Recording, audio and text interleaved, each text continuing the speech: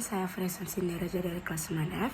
Sekarang saya akan menjelaskan bab 1 dari pelajaran IPS Ekonomi untuk remedial.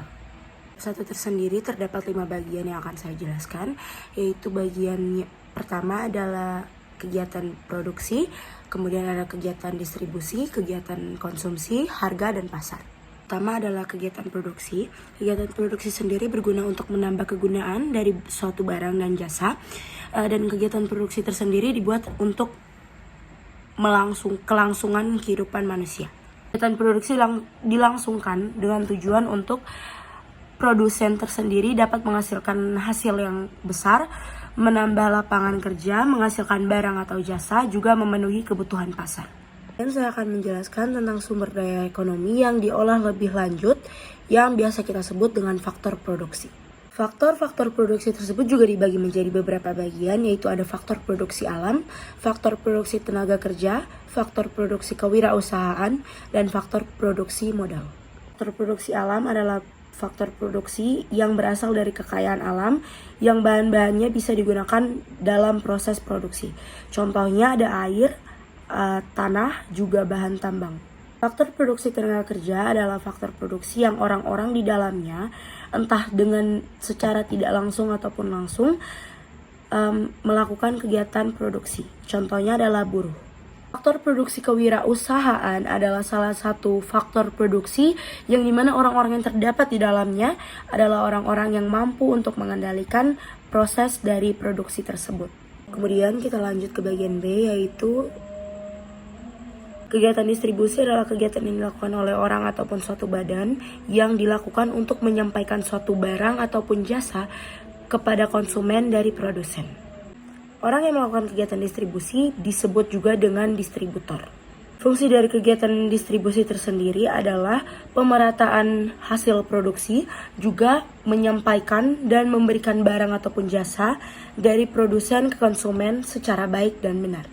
Faktor pendorong distribusi antar daerah yaitu infrastruktur yang memadai, transportasi yang cukup memadai juga, kemudian alat angkut dan biaya perjalanan yang lumayan murah. Kemudian ada beberapa dari faktor penghambat distribusi antar daerah, yaitu contohnya armada transportasi yang kurang mencukupi, juga keterlambatan pasokan barang. Kemudian ada distribusi internasional yang memiliki dan biasanya menggunakan dua transportasi, yaitu kapal laut dan juga pesawat. Kemudian ada kegiatan konsumsi, yaitu kegiatan yang berguna untuk menghabiskan atau mengurangi guna dari suatu barang atau jasa guna dalam rangka untuk memenuhi kebutuhan hidup. Ciri benda konsumsi adalah, yang pertama, benda yang dikonsumsi adalah benda ekonomi. Yang kedua, benda yang dikonsumsi memiliki dan bertujuan untuk memenuhi kebutuhan hidup. Juga yang ketiga adalah benda konsumsi tersebut memiliki tujuan yang jelas. Kemudian kita masuk ke harga. Harga adalah nilai tukar suatu barang ataupun jasa yang dinyatakan lewat uang. Fungsi harga adalah alat mengukur atau pembeda suatu barang ataupun jasa. Lalu ada beberapa macam harga, yaitu harga subjektif, harga objektif, harga pokok, dan harga jual. Kemudian ada beberapa faktor yang mendukung adanya perbedaan harga di beberapa wilayah. Yang pertama adalah jarak distribusi, yang kedua persaingan, yang ketiga perbedaan kebutuhan, dan yang keempat ketersediaan barang. Ada 3 macam kebijakan penetapan harga global. Yang pertama adalah kebijakan etnosentris, kebijakan geosentris, dan kebijakan polisentris. Kemudian masuk ke pengertian dari pasar. Pasar tersendiri adalah tempat terjadinya pertukaran dari suatu barang ataupun jasa untuk memenuhi kehidupan sehari-hari. Kemudian kita masuk ke bab 2, yaitu pengaruh ketergantungan antar uang terhadap bangsa Indonesia. Mobilitas penduduk tersendiri ataupun perpindahan penduduk terdapat menjadi 2 bagian, yaitu mobilitas penduduk permanen dan mobilitas penduduk non-permanen. Mobilitas penduduk permanen atau migrasi adalah perpindahan penduduk dari suatu wilayah ke wilayah lainnya dengan tujuan untuk menetap. Lalu di dalam migrasi tersendiri dibagi lagi menjadi dua bagian, yaitu ada migrasi internasional dan juga migrasi nasional. Kemudian ada mobilitas non permanen, yaitu perpindahan penduduk dari suatu wilayah ke wilayah lainnya yang hanya bersifat sementara atau tidak untuk menetap. Kemudian penjelasan dari perpindahan penduduk migrasi atau migrasi internasional dan migrasi nasional, yaitu migrasi internasional adalah migrasi atau perpindahan penduduk antar negara, sedangkan migrasi nasional sendiri adalah perpindahan penduduk di dalam negara. Orang-orang yang melakukan migrasi tersebut adalah migran atau biasanya kita sebut dengan migran. Lalu ada beberapa jenis migran antar daerah, yaitu migran semasa hidup, migran resign, dan migran total.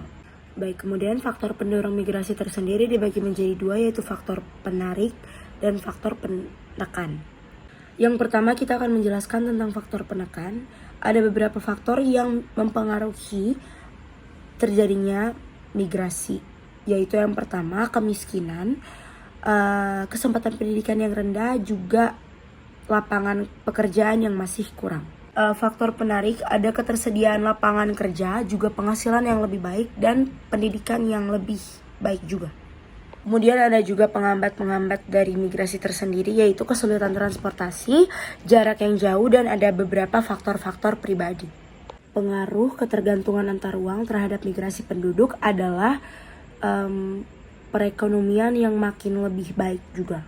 Pengaruh ketergantungan antar uang dalam bidang transportasi juga membantu dalam kegiatan distribusi, yaitu di saat kita ingin memberikan atau menyampaikan barang atau jasa kepada wilayah lain dari satu wilayah ke wilayah lain, itu juga bisa memudahkan dikarenakan adanya ketergantungan antar uang terhadap transportasi.